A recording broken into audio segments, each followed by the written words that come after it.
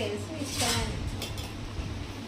బిర్యానీ కోసం ఫిలిం నగర్ నుంచి ఫసల్వారి అంటే ఆల్మోస్ట్ సంగారెడ్డికి వచ్చాం. మా అమ్మ వాళ్ళ ఇంటికి మమ్మీ వాళ్ళకి భోజనం చేయడానికి బిర్యానీ వండిన అనగానే వచ్చేసా. అట్లుంటుంది బిర్యానీలా వస్తుంది. ఎన్నిటి పంపించలేదు.